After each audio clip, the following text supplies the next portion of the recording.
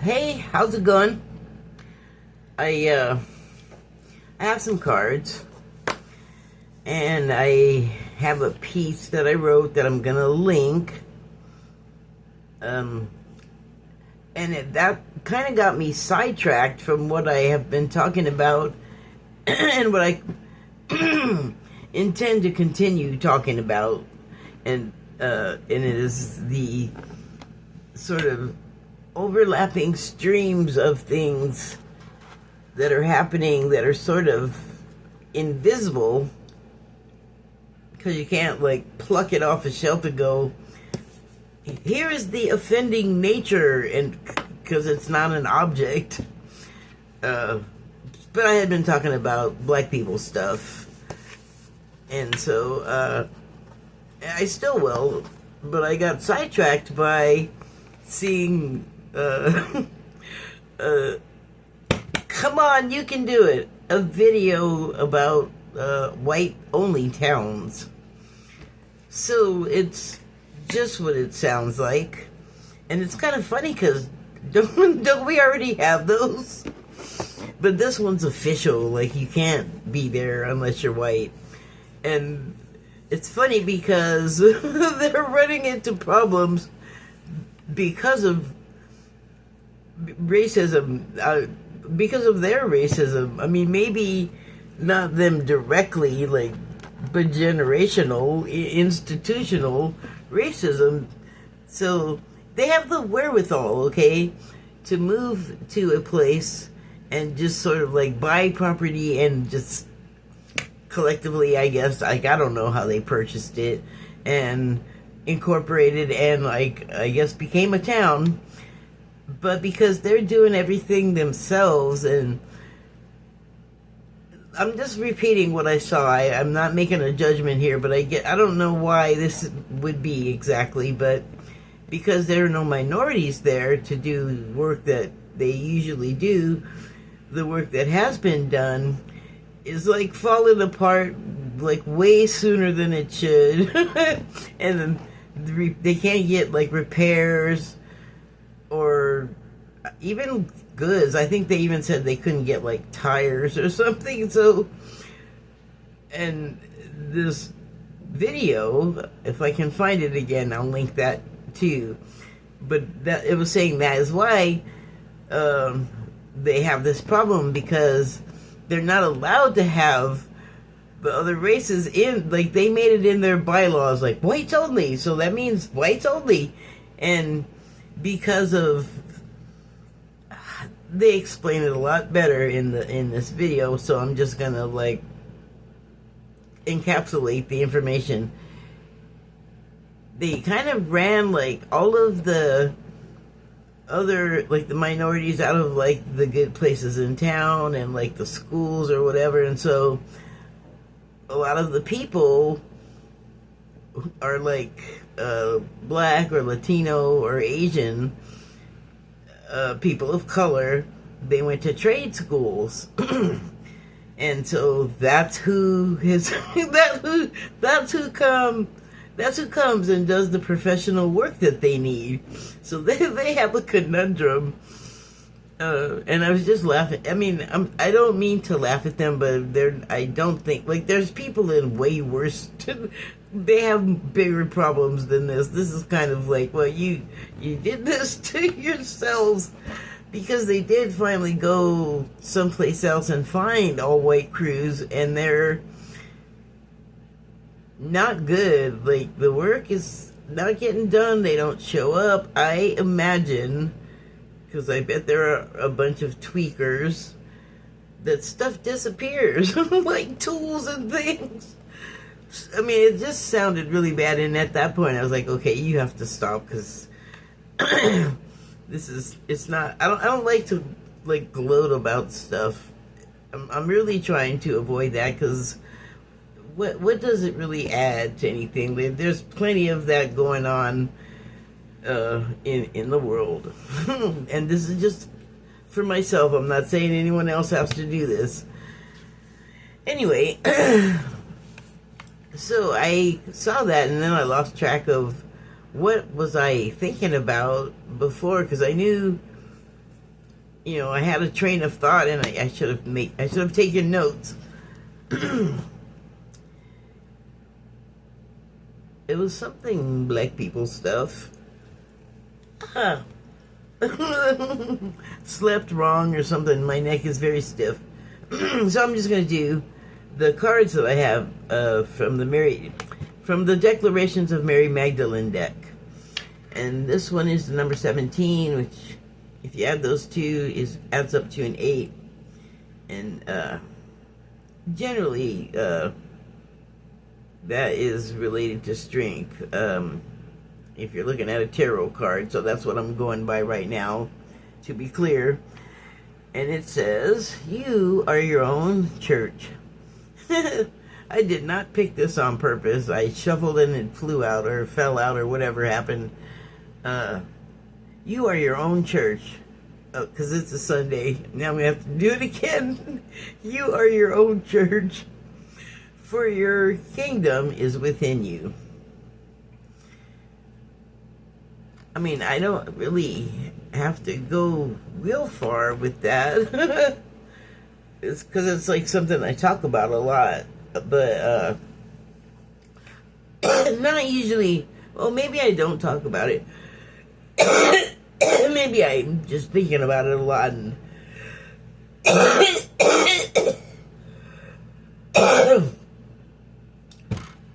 I think in my mind when I'm not recording and I'm just like talking ideas through or talking to myself or whatever it is, that I say a lot of things that I think are, that's funny or that's great, and then it's not being recorded.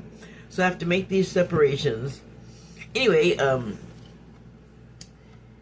my feeling has been for a long time that the going to the church is so performative, and it's like, where is the spiritual aspect here? And I felt like that since I was a child. Like, I just felt like this is so fake. And then come to find out when you grow up, it kind of is.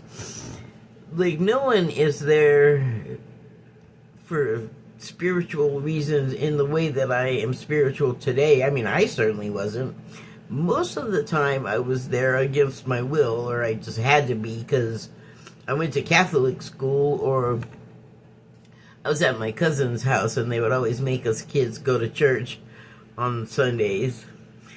Not them, just us.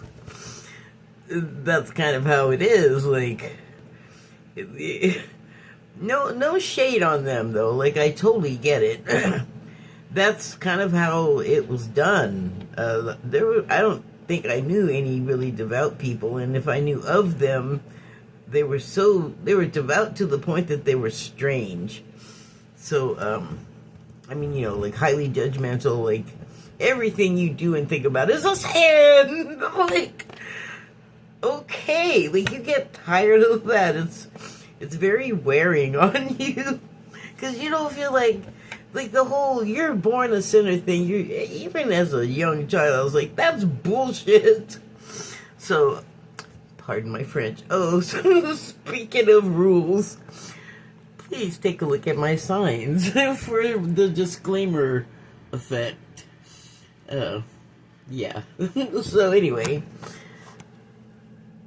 but I think I always understood, because it says it somewhere in the literature, that pretty much that your church is inside you. And but what is meant by that is, like, it's with you wherever you go. Like, you don't have to enter the building at the designated time with the people in the prescribed garb. Like,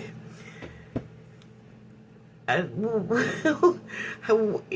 what way does that make the spiritual more spiritual? So yeah, anyway, but that's my personal feeling.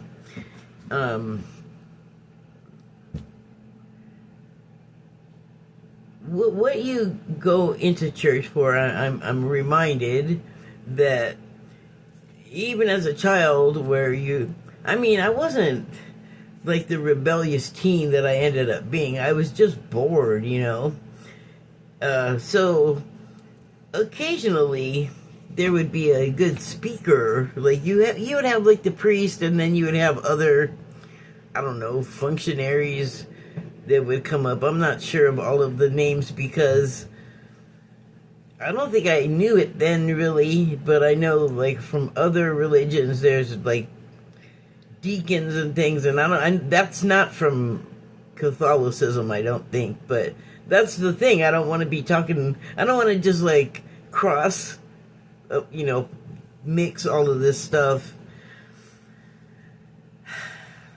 out of respect, I guess. But occasionally there would be a priest or one of these other speakers who would come up, perhaps another priest. That makes sense. And they would speak out of the Bible, usually, or they would have written something, and it would just be, it would grab your attention, and or make you laugh, and or just be interesting. And sometimes I think maybe, what am I talking about? Of course they take into account not boring the congregation to death. I think that's like a younger one of those people thing. Like looking back, that's generally the case. Like the older people were like, they just do the thing by rote, and then it would just be so dull. And so, why do we always subject ourselves to that? I mean, it's good to get the spiritual messages, I guess, and they gotta, like, do their dogma on you. But what you're supposed to get out of it, I think you could get wherever, because lessons are always wherever. Like, whatever happens, you can do that, like, see what there is out of it. Like, even if it's terrible, there's got to be something. There's got to be some reason that happened to you, or for you, however you want to look at it. And that, I guess, if you go out of the religious construct of church, where it's part of the religion, and then, there's all these expectations of you, and you're like,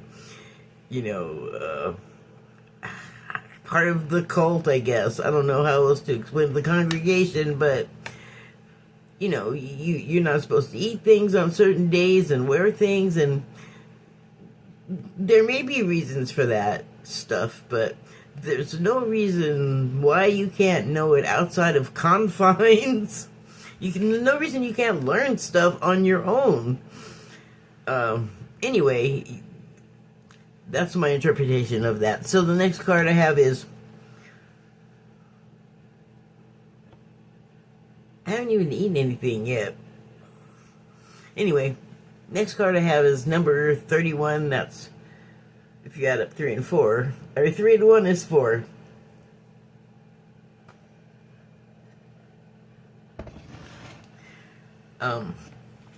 So yeah, that's half of 8. Isn't that funny? So 4 for me, I'm not like working either of these very hard, is a foundational, the metaphor for like a foundation, like, I'm not saying that it's like great or big or does anything. It's just the 4 corners that you can build up upon, that you start out with and then build upon. Okay. Sorry, I just got a huge glare over all of the words. Our truth is that which dwells in our hearts, not in our heads. Interesting. Because it's bringing me back to the first card and making me think about like all of the rules and stuff, and proper garb to wear at the church. And I say this, see, I know this, but you don't know what I'm thinking or remembering. There was a time when you didn't wear tennis shoes to church. You didn't wear a t-shirt. You had to kind of dress up like you were like going to somewhere special. And in some ways, in the black community, because those are the most churches I've been in with people, it is an occasion to like dress up in your finery, because really, if you don't go to clubs and you're just a civilian, whatever, where are you gonna wear that stuff? Church is like the place. Church functions. And it's a social occasion too. So again, not something you have to do in a church, but that's how the religion structure kind of, binds you in there. But like I just said, it's not necessarily terrible to people.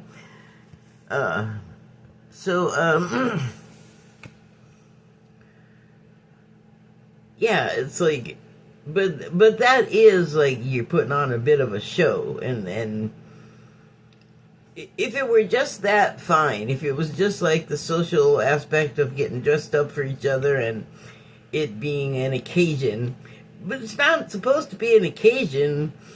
It's where you commune with people spiritually, and if there's not some kind of weird messages, like putting a thumb on the scale, it's stories about people interacting with each other and like getting through life and getting through hard times, and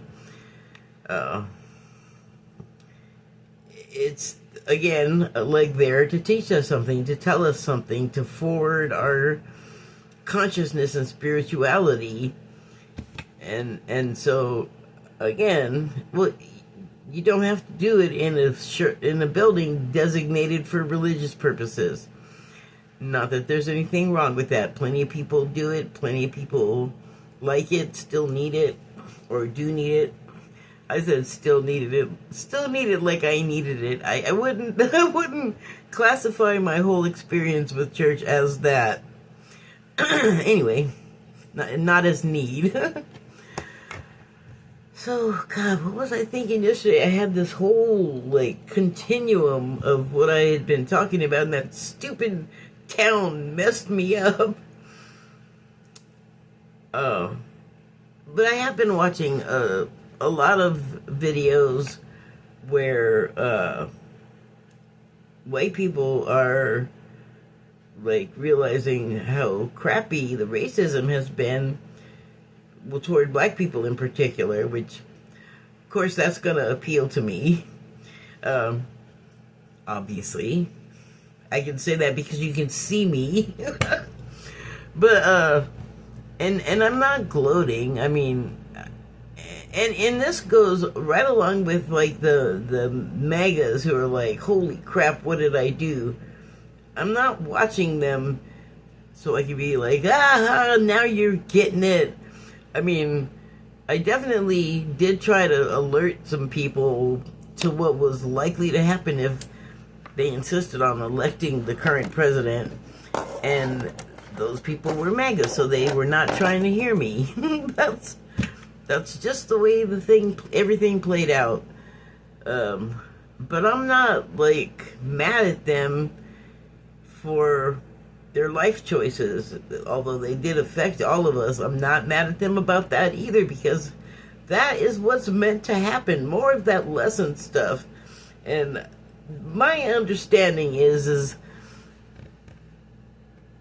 we have like created problems that require the assistance of all of us to effectively repair, treat, fix, finish, like whatever. We need each other, and we need to be able to talk to each other and interact. Like, we have gotten ridiculous. And so watching those is a relief, because it makes me feel like we're getting closer to where we need to be, which is like, oh, okay, like some of the lessons have been learned. That's great. That, like, I know there's all this other material stuff, and like I don't even know what to call the crap we're all into. I'm into it too, like famous people, attention we give, and sports, and we get so like involving our whole lives in that thing, in those things, and getting all emotional about it, like it's your child or your beloved pet that you actually like live with and breathe the air in the same room with, and they're not like this construct of something bigger and more fantastic than they actually are. Like it's kind of crazy. But what really matters is like really simple stuff that we've kind of just dismissed and diminished in importance, and I think that's insane. But I didn't always think that way, you know. I mean, I had to like look around, look behind me, and go, what have you really gotten out? What has any of this really done for you? And something simple like you know, learning how to meditate and sitting there and hearing like advice come from inside of you, and then, you know, that takes getting used to. And I'm not like, I've never been like a disbeliever of that sort of thing. It was completely easy for me to accept. But on the other hand, I did also need stuff validated, not vindicated, but yeah, validated, because you can believe all you want, but like when the whole world is like, that's not real, that's not a thing. If you do believe a thing is real that's like kind of fantastic, then you look crazy. So you spend a long time living your life as a crazy looking person, and I don't care. I don't care, because I feel like it's made me so much calmer, so I understand things on a far grander scale than I ever did, and it makes the horrible stuff make sense, why it's happening. And like, once you know that you played a role in it happening, because all of our consciousness together creates all of our reality, our shared reality. So I don't know, it's just easier to relax into. So I lost the track of my black thing that I was talking about before, and you got what you got today. But I feel like that's not bad stuff to have discussed. Or yeah, I was thinking about that too. Am I having a discussion here? Am I talking to myself? What am I doing? What am I doing? I'm having a good time though. Thank you and good night.